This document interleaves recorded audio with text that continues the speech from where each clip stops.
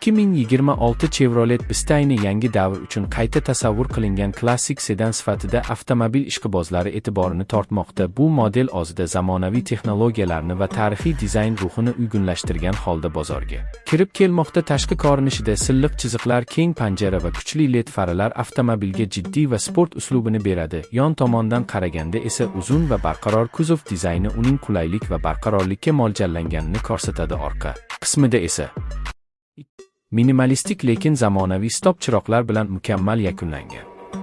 Salon ichida esa haydovchi va yo'lovchilar uchun yuqori darajadagi qulaylik yaratilgan. Yumshoq materiallar, keng o'rindiqlar va ilg'or multimedia tizimi har bir safarni zavqli qiladi. Katta sensorli ekran Apple CarPlay va Android Auto qo'llab-quvvatlashi bilan birga keladi. Raqamli panel esa haydovchiga barcha kerakli ma'lumotlarni aniq va tez yetkazadi. Shuningdek, avtomatik iqlim nazorati va premium audio tizim ham mavjud.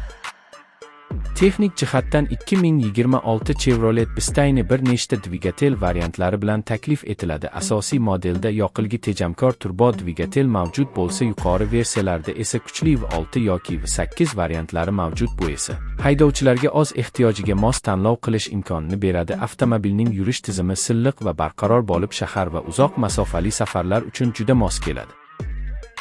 Xavfsizlik masalalarida ham bu model zamonaviy texnologiyalar bilan jihozlangan. Avtomatik tormozlash tizimi, yo'lni kuzatish yordamchisi, kor nuqta monitoringi va adaptiv kruz nazorati haydovchini doimo himoya qiladi. Bu esa har bir safarni yanada ishonchli qiladi.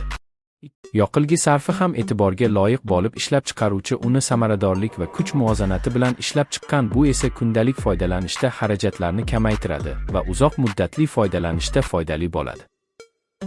Umuman olganda 2026 Chevrolet Bistayni klassik ruh va zamonaviy imkoniyatlarning mukammal uyg'unligi hisoblanadi. U o'z